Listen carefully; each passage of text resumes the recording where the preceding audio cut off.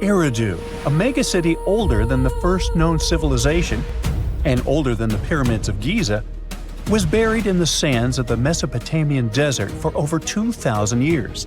Now, scientists have made a discovery that changes what we know about the ancient city. They found over 4,000 canals around Eridu that brought water to more than 700 farms where people worked between the 6th and the early 1st millennium BCE. Now, Eridu was founded around 5400 BCE and was the city of the first kings and history's first city according to the Sumerian king list, an ancient text on a clay tablet. Ancient Sumerians believed that deities created this city when they decided to settle on Earth. Eridu plays such a big role in Sumerian myths and legends that, at some point, people used to think it was just a mythical location. The most famous Eridu myth says that the skies got angry because humans were too noisy, so they decided to send a great flood to wipe them out. A new study showed that the Euphrates River served as the source of water for the entire city. The researchers mapped what remains of the ancient landscape and found a well-developed network of artificial irrigation canals. They discovered 200 large main canals pulling water from the Euphrates, and those canals fed another 4,000 smaller canals. The team used everything from satellite images and drone footage to soil analysis, old records, and remote sizing tech to map out the area. The 700 farms that used the water from the system were different in size, from about 5,000 square feet to over 200,000 square feet. The main canals were a little over a half-mile long, and some stretched more than 5 miles. The smaller canals could be as short as 32 feet. Rivers in Mesopotamia were the main water sources for farming, so ancient farmers had to learn how to guide water from the river to their fields. It all started with simple methods, like digging small canals, but over generations, they learned how to build massive canals up to 62 miles long. The Euphrates itself helped the farmers. Water was moving thanks to gravity down its elevated riverbanks, and natural breaks in the banks let it spill onto the land. Researchers aren't sure when each canal was in use, and it's unlikely that all 4,200 canals were active at the same time during that long period. Now, Eridu used to be an important religious and trade center because of its strategic location on the Persian Gulf. Its economy mostly had to do with fishing, thanks to the Euphrates River. Researchers found fishing nets and weights and whole bales of dried fish at the site. And there were even models of reed boats, the earliest physical evidence we have for constructed boats anywhere. The city was thriving until people abandoned it around the year 600 BCE, and scientists still aren't sure why they did it. The local residents, plus the visiting pilgrims and merchants, had just exhausted all the resources of the land. They had to let it rest several times before abandoning the city for good. It happened when the Euphrates changed its course, and they lost their main source of water. Now, many centuries later, in 1854, a British official was on a mission to this area to check out a remote place that had a bunch of mounds called tells, which are piles of debris left behind by ancient human settlements. At first, Taylor wasn't impressed. He had been hoping to find something big, maybe statues, ancient writing, or ruins of palaces and temples. But with the brief time he had, all he found were things like walls, drains, stone platforms, and pieces of limestone columns decorated with tiny mosaic cones. But he didn't know that these boring mounds were hiding one of the oldest cities on Earth, Eridu. The people at the British Museum got interested in the finding, but the first full-scale excavations took place here only around a century later.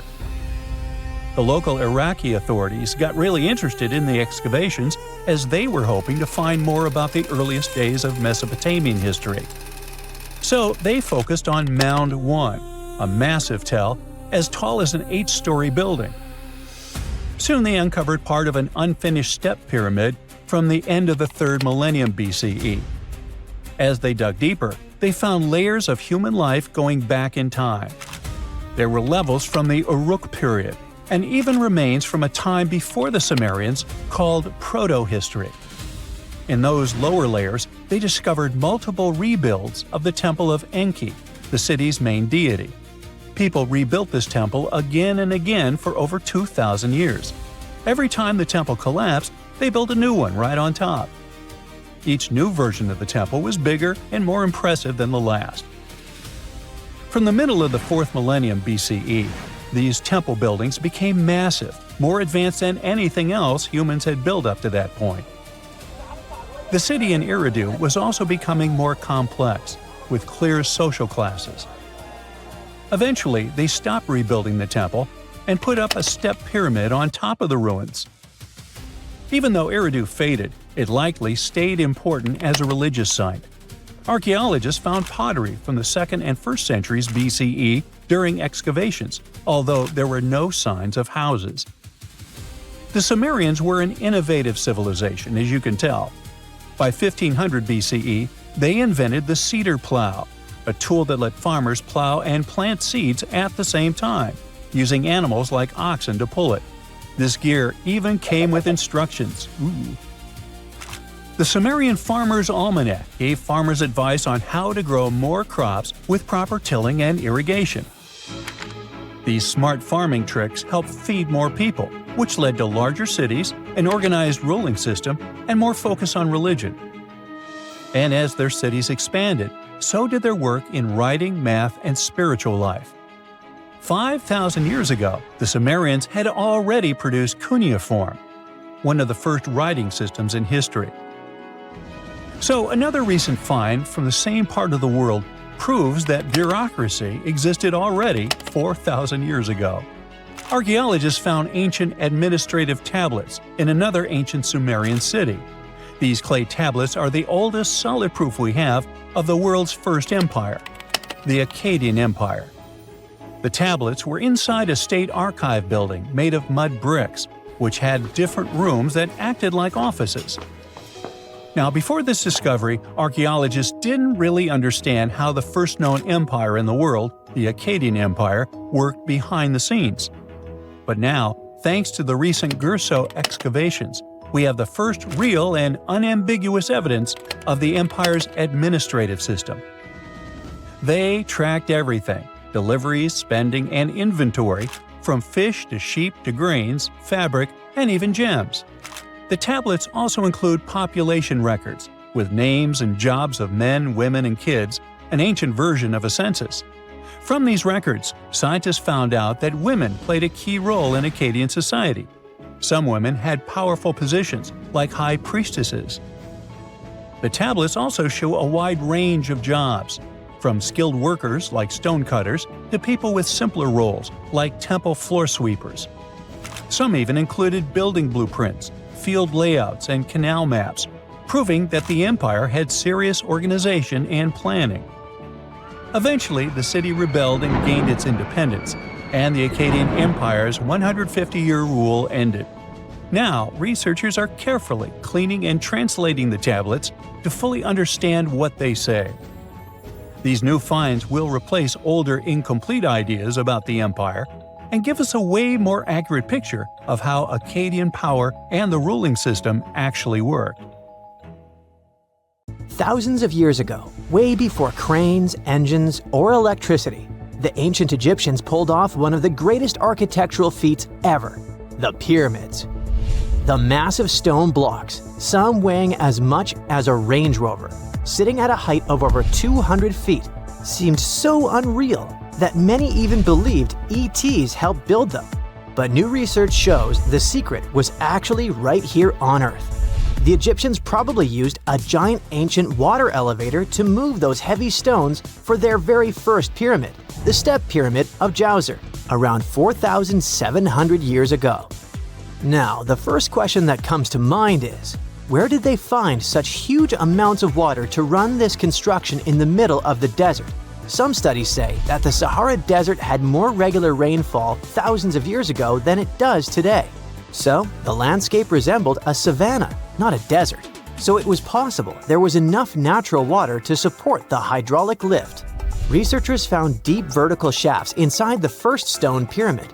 They used a computer model that had info about the pyramid's remaining inside parts and the underground tunnels at the site.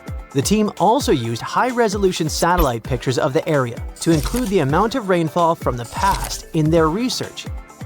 It looks like the Egyptians would place a heavy stone block on top of a floating wooden platform, kind of like a raft, then slowly fill the shaft with water, and the rising water would lift the platform and the stone upwards, sort of like an ancient elevator in action.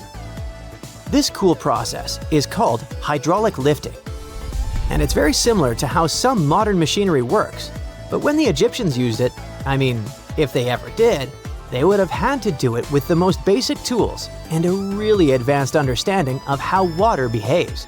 They would have to carefully control the amount of water added to each shaft to raise the stone blocks gradually and stop at the desired level to move the stones into place. The scientists now want to find out if it was the first major system of this kind, or if someone had used it before the Egyptians. Now, not all archaeologists fully agree with this idea. Some point out there's no direct evidence like writings or diagrams from that time that would prove the Egyptians actually used a hydraulic lift system, whether or not they actually used this exact method. One thing is clear. The people who built the step pyramid were geniuses in their own right. They figured out how to move massive stones all the way to the top of the pyramid with incredible precision, and used techniques that still impress scientists today. West of the pyramid, archaeologists found some evidence of a human-made lake or reservoir. They believe the Egyptians may have created this temporary lake and used channels or canals to move the water toward the pyramid. The pyramid itself may have been surrounded by a moat that helped direct water into these vertical shafts. There's even an enormous stone structure nearby, which could have acted like a dam. It stored and filtered water in the amounts they needed. In fact, scientists have discovered that 31 pyramids are likely to have been built along a long-lost ancient branch of the River Nile. It is now hidden under desert and farmland. For many years, archaeologists have thought that ancient Egyptians must have used a nearby waterway to transport materials, equipment, people, and whatever else they needed to build the pyramids on the river. But up until recently, they weren't certain of the location, shape, size, or proximity of this waterway to the site of the pyramids. They used radar satellite imagery, historical maps, geophysical surveys, and sediment coring to map the river branch. The scientists believe that a huge drought and sandstorms buried it thousands of years ago. They managed to go below the surface of the sand and get images of some hidden features, thanks to radar technology. The team found hidden rivers and ancient structures running at the foothills of where most of the ancient Egyptian pyramids lie. The discovery of this extinct river branch could explain why there are so many pyramids between Giza and Licht in what is now an inhospitable area of the Saharan desert. And if it wasn't cool enough, the area seems to have had a kind of water filtration system. Looks like they built it using a series of stone compartments that look surprisingly similar to modern water treatment plants. So, the Egyptians probably weren't just filling up the shafts with any water. They may have been managing and purifying it. They wanted to make sure it was clean and flowing in the right amounts, not to damage the pyramid or flood the area. Alright, water transportation is a complex issue. But even the most basic things, like how many sides the Great Pyramid of Giza has, can still surprise us. It's not 4, as you might logically conclude. It's not even 5 or 3, but 8. In 1926, a British pilot flew over the pyramid and took photos from above, and only then officially confirmed it. From that high-up view, he noticed that each of the pyramid's 4 faces is slightly indented down the middle, from top to bottom. These shallow inward dips make each face split into 2 halves, turning the pyramid into something more like an octagon. That indentation is so subtle you'd never see it standing next to the pyramid, but from the air, it becomes obvious. This odd shape may have actually helped keep the pyramid stable for over 4,500 years. The special inward-sloping design, plus a super strong base, could have helped it survive all kinds of natural disasters, like earthquakes, heavy rains, and constant pressure from its own massive weight. The pyramid has likely faced over 500 severe rainstorms in its lifetime. And thanks to its design, the pyramid's angled stone layers may have actually gotten stronger over time, kind of like how a screw tightens when you turn it. If the pyramid had been built with totally flat and level stone layers, it might have started to fall apart instead. The latest news from the pyramids is that there could be a massive ancient city hidden deep beneath them. Two scientists announced that they used a new method to read data from a technology called synthetic aperture radar, SAR. It's kind of like X-ray vision for the ground, and satellites normally use it to look beneath Earth's surface. So they say that with this cool tech, they managed to spot giant structures over a mile underground, directly beneath the Pyramid of Khafra at Giza. The scientists found 8 deep shafts surrounded by spiral paths, all leading to 2 enormous cube-shaped chambers, each one almost 300 feet wide. There are 5 more structures above the shafts, all connected by tunnels. All this might be part of a prehistoric underground city or even an ancient power station. The idea isn't new. A long time ago, the ancient Greek historian Herodotus already talked about hidden chambers under the pyramids. During the Middle Ages and the Renaissance, similar rumors popped up again. Then, in the 20th century, an American psychic claimed there was a hall of records buried under Giza. This new case is different because the people who announced it have real scientific backgrounds, hold doctorates, and claim to have invented a new type of scanning method. But still, many experts are skeptical about this finding. No one has officially proved or tested this new technology that they rely on. They base their reconstructions on imaginative guesses and not hard evidence. And most importantly, the claims don't fit with what archaeologists already know about the area from actual excavations. So until there's solid, peer-reviewed evidence, the idea of a lost city under the pyramids will remain just an idea. Something strange is lurking beneath the sands of Giza, and scientists have no idea what it is. Archaeologists just found a hidden structure near the Great Pyramid using advanced ground scanning technology. What's inside? Nobody knows, but excavations are already underway. The Great Pyramid of Giza is one of the most famous monuments on Earth, but it doesn't stand alone. It's surrounded by an ancient necropolis, a massive royal graveyard filled with tombs and monuments. They belong to pharaohs, nobles, and other high-ranking officials. Most of these tombs are above the ground. They're called mastabas, rectangular, flat-roofed tombs built from limestone or mud brick, and they've been studied for decades. But from old movies, we know that these weren't simple graves. They have deep vertical shafts leading to underground burial chambers, where the past was sealed away for eternity. And recently, archaeologists found one curious empty space in the cemetery, a completely unexplored patch of ground. No mastabas, no visible ruins, nada. For years they ignored it, but between 2021 and 2023, they decided to investigate. They didn't dig though. Instead, they used a technology that kind of acts like X-rays for the ground. These radars let scientists see the secrets hidden there. And there was something hidden beneath the sand, something deliberately buried and forgotten. A 2-part underground structure. One part was shallow and L-shaped. It's about 33 feet long and buried just 6.5 feet deep. But below that, a deeper, more mysterious anomaly, a structure completely different from anything else in the area. They called it a highly resistive anomaly, which means it's dense and solid, likely made of stone, sand, or even metal. And still, no one has a clue what's inside it. Now, it's clear that humans made the L shape. It wasn't formed by nature.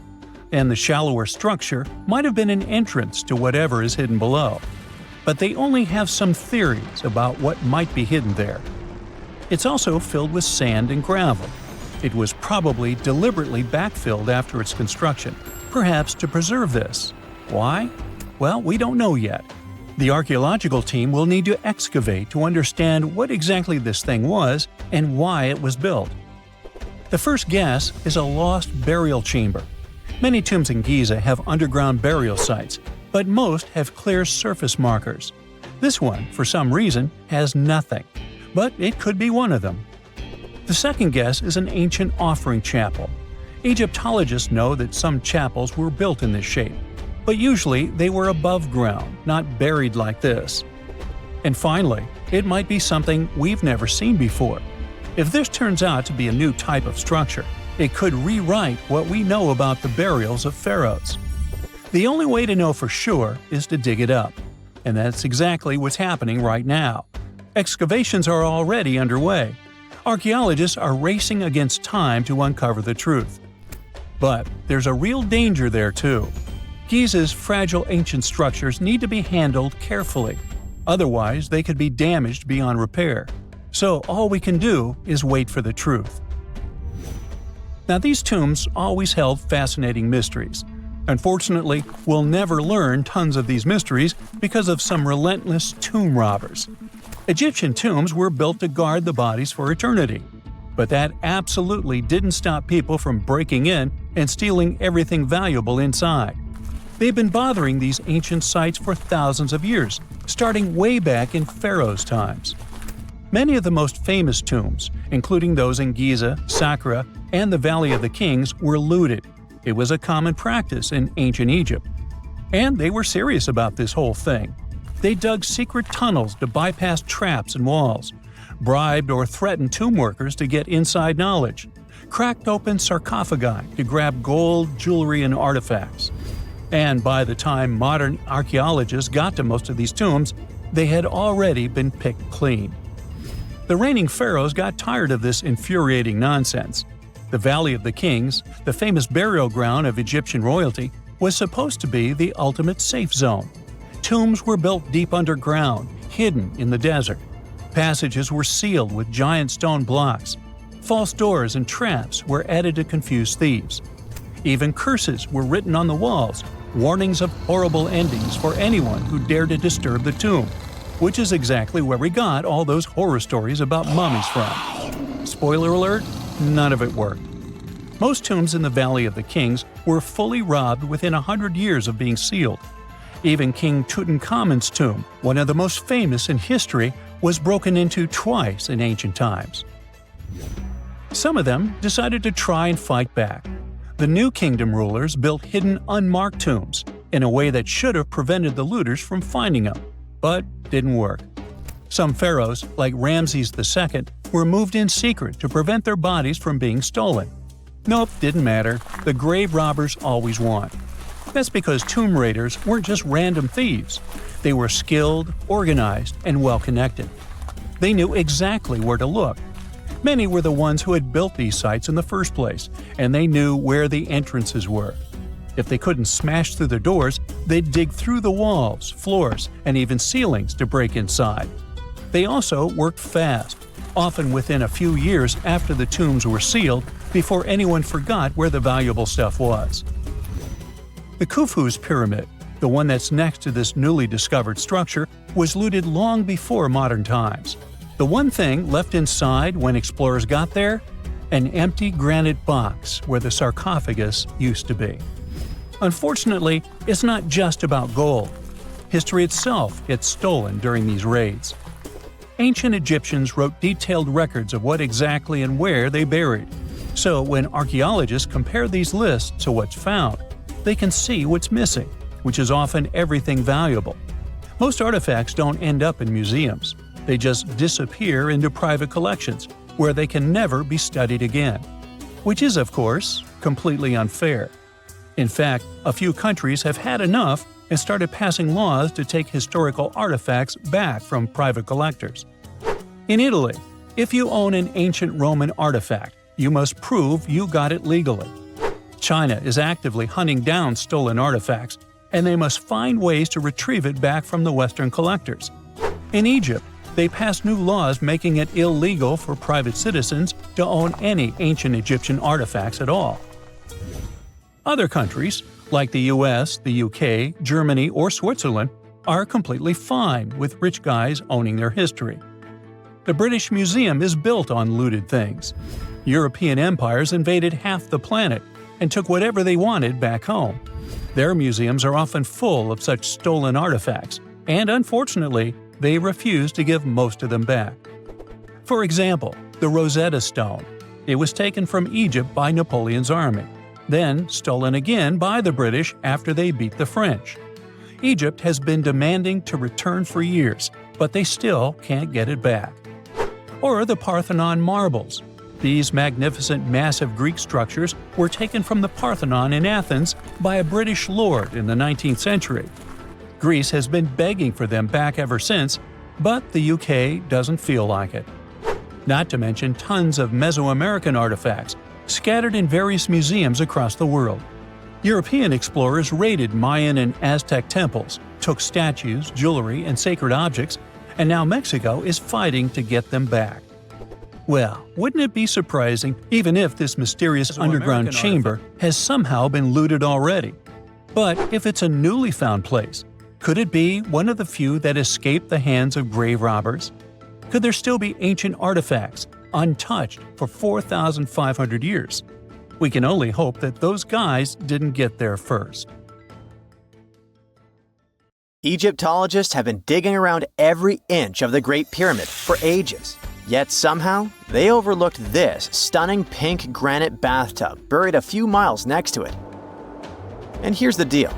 This mysterious oval tube lying next to the Khufu pyramid for years may provide evidence that the Egyptians built the pyramids not only for monumental purposes, but also to generate electricity, experimenting with it long before Alessandro Volta and Thomas Edison. The Giza Plateau is famous for its three pyramids, Khufu, Khafre, and Menkaure. But there are also two smaller foundations next to them, the unfinished North Pyramid of Zayet el Aryan and the Layer Pyramid. Some researchers say these buildings were never finished, while others think they were destroyed for more mysterious reasons. One of these reasons might have to do with the original usage of the Giza pyramids, the idea that they were used as an electricity generator. To connect these dots, we need to go back to the beginning of the 20th century. That's when an Italian architect and Egyptologist named Alessandro Barsanti decided to examine the Zayet el Aryan pyramid. Near the site, he noticed something unusual: scattered granite fragments. To a casual passerby, these might have seemed insignificant, but Barsanti recognized the signs. You see, ancient Egyptians often used sites to prepare stones before transporting them to their final destinations. The fact that there was granite on the ground intrigued him. Granite was a more expensive material than the limestone typically used for pyramids, which suggested that it might have been intended for an important and possibly hidden structure. At a depth of 68 feet, they encountered a huge pink granite block. He kept going with the excavations, and they revealed ancient inscriptions carved into the stones. They sent the drawing to experts, but no one could decipher what they meant. Were they instruction sets to something? That's when Barsanti made his biggest discovery. He found an oval-shaped vat carved from pink granite and polished to a mirror-like finish. The thing is, the vat had been carefully sealed. When they opened it, they found a thin black residue along the walls. I'm thinking something in the lines of a black oily substance. This discovery raised many questions for him. It didn't make sense to him that ancient Egyptians would go above and beyond to seal and protect this strange vat.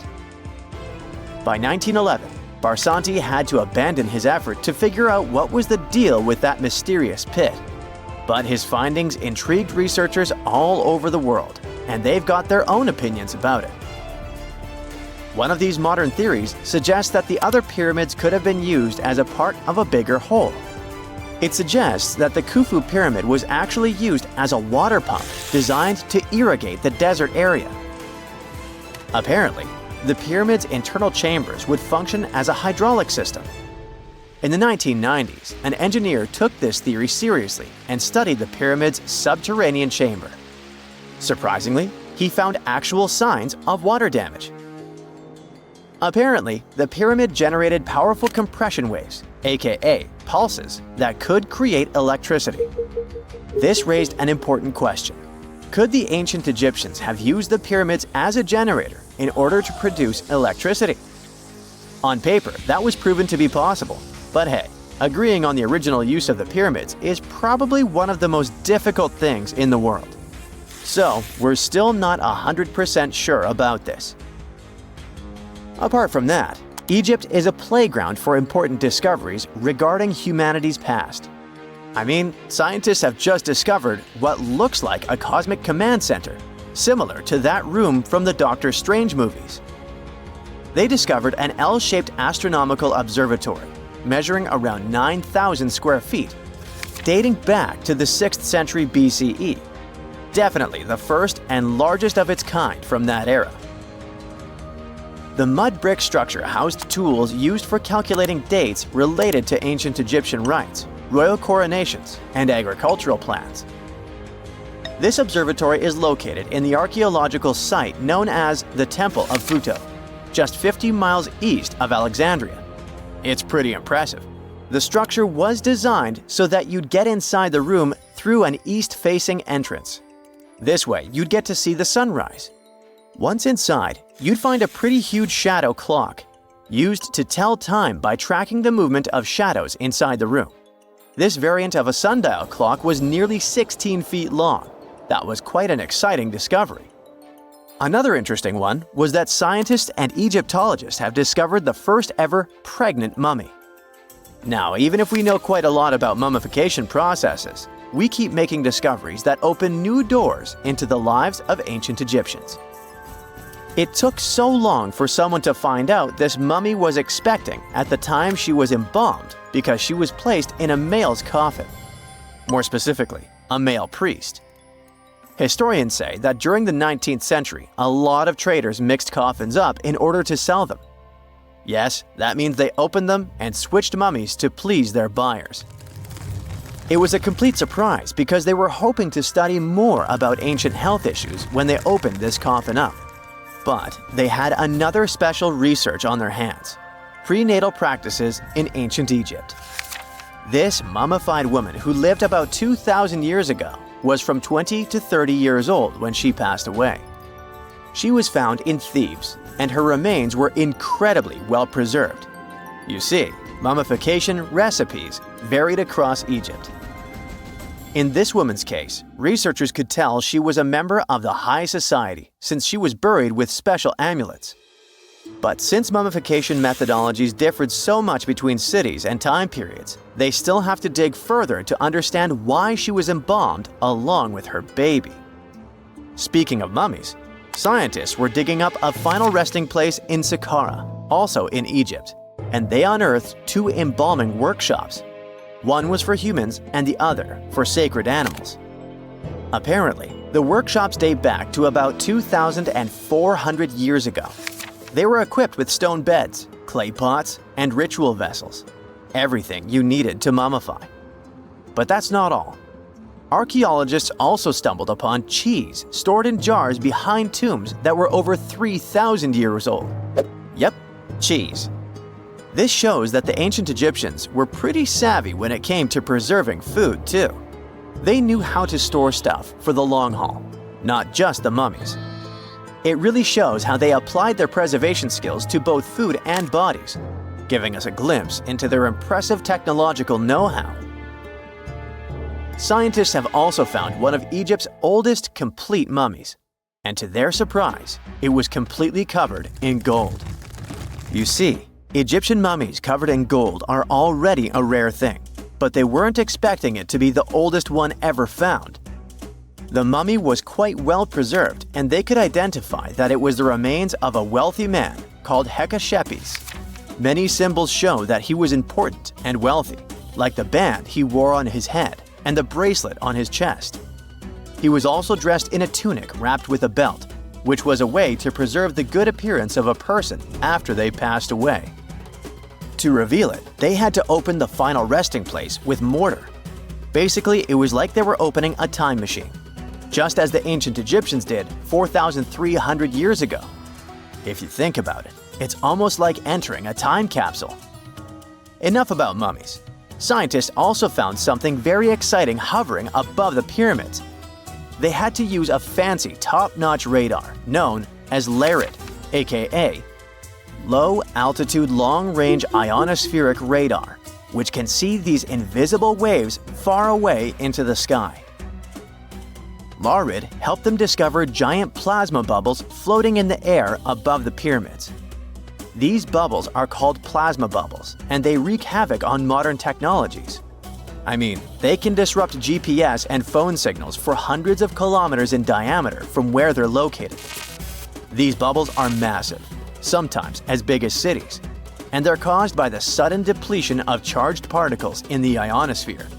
So, instead of spreading out evenly throughout the ionosphere, they stick together in this wave-like form. This was a pretty important discovery because it can help scientists understand how to prevent these waves from messing with our technology. I bet you've never heard of the legendary oasis of Zerzura. This ancient city is said to be hidden somewhere deep in the Sahara Desert, and its discovery could mean unimaginable riches and untold secrets. According to an anonymous 15th century Arabic guide, the key to unlocking the city lies in the beak of a bird carved on the city gate. Zerzura might not be as popular as Machu Picchu or the pyramids, but that just makes it more mysterious. Legend has it that Zerzura is built around this big oasis somewhere in the desert west of the Nile. Apparently, it's made out of white stone and has all these luxurious houses and gold decorations. The story goes that a scribe wrote down the account of a traveler who stumbled upon Zerzura while looking for his lost camel. At one point in his journey, the man got caught up in a sandstorm, where he got separated from the rest of his group. The traveler kept wandering in the desert for days, and then, out of nowhere, two men showed up and guided him to the city of Zerzura. The traveler described this city as an oasis filled with little birds and made out of pure white stonework. The city is also said to be guarded by giants. In 1835, an English Egyptologist named John Gardner Wilkinson mentioned the city in one of his books. He spoke to a man from Egypt who found the city by accident after days of wandering through the desert. He mentioned some ruins, unusual stonework, and a large oasis surrounded by palm trees. The man even gave some instructions on how the city could be found, indicating that it might be in the western desert of Egypt. But here's the kicker. Even though a group of explorers went out to find Zerzura, they didn't succeed. At the same time, they did stumble upon a bunch of previously unknown oases.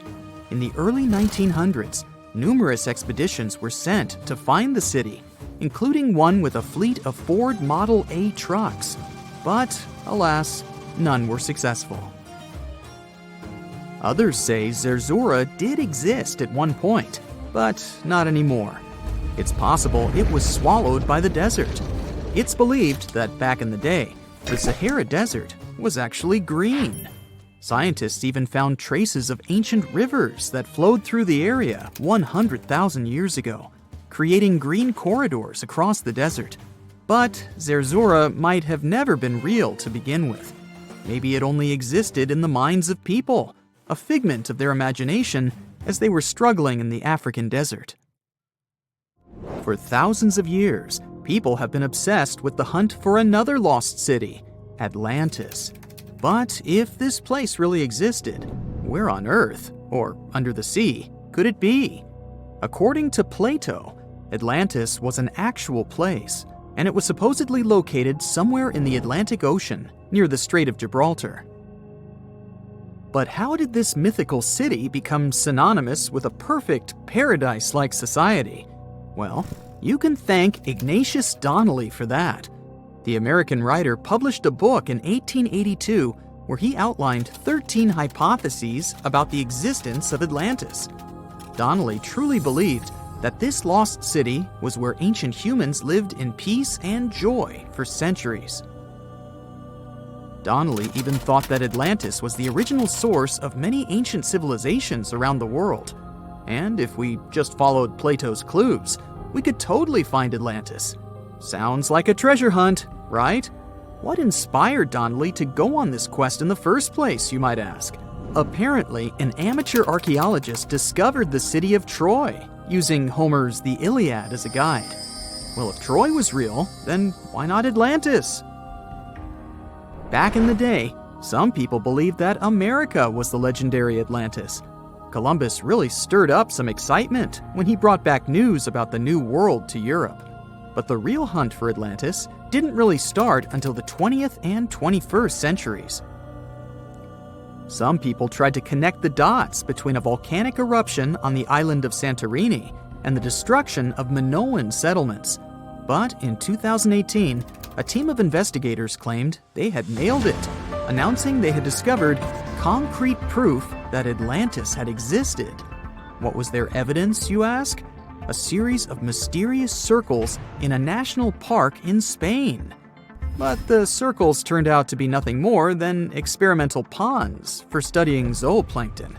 Let's face it, there's no real evidence that Plato's lost city of Atlantis actually existed. But it doesn't make searching for it any less exciting, does it? The Fountain of Youth isn't a lost city per se, but it is another mythical location that many have claimed to have stumbled upon over the years. Long ago, people were obsessed with the idea of living forever, or at least extending their lives as much as possible. Each culture had its own wild story, like the Greeks talking about a magic fountain that let people live longer, or Alexander the Great finding a river of paradise that could heal the wounded. Japanese legends spoke of hot springs that could make you young again, while the Caribbean locals talked about the restorative powers of the water in one of their own mystical lands. Explorers searched far and wide for these magical waters, but nothing. Probably the most famous of all was the story of the Spanish explorer Juan Ponce de Leon, who thought he'd found it in Florida. Now, Ponce de Leon was quite a character. He sailed with Columbus and became an important figure in the area now known as the Dominican Republic. He found gold in Puerto Rico and even became the island's administrator. But when the ruler of Spain decided to replace him in his duties, he got upset and decided to explore Florida, looking for gold and the elusive Fountain of Youth. He explored the Bahamas, but sadly, he didn't find any gold or magic water. He did, however, make his way to Florida. He explored the coast and even discovered the Gulf Stream. Unfortunately, his last expedition didn't go well, and he was wounded. But the legend of him searching for the Fountain of Youth lived on. Even though historians don't think he was really looking for the Fountain of Youth, thousands of people visit the Fountain of Youth Archaeological Park every year to try the sulfur-smelling water. It's the oldest attraction in Florida, which has been around since the 17th century. Some say the water has unusual properties, but I'll leave that up to you to decide after you visit this place. Norse mythology has its own mysterious land called Thule. It's said to be somewhere between Scandinavia and Iceland, where the sun barely shines and the cold bites hard. The folks there survive on a diet of millet, herbs, fruits, and roots, washed down with a grain and honey brew. As for its exact location, scholars can't seem to agree on it to this day. The legendary ancient Greek explorer Pytheas was said to be the first to stumble upon Thule during his quest for tin mines. He sailed his way up north, passing by Scotland, and after 6 long days of sailing, he reached Thule. The people there, according to Pytheas, were quite primitive, but that's no surprise since they were just simple farmers living off the land. They showed Pytheas where the sun set on the shortest day of the year. They also told him that in winter, the sun never rose at all, and in summer, there was no night.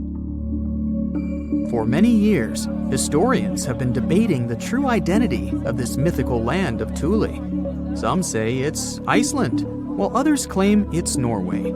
A little bit of progress has been made recently with the help of a team of researchers. If their findings are correct, Thule might be the elusive island of Smola. That's farther south than any of the Norwegian islands that were on the list of contenders. It may be too soon to celebrate, but it does look like Thule has finally been found.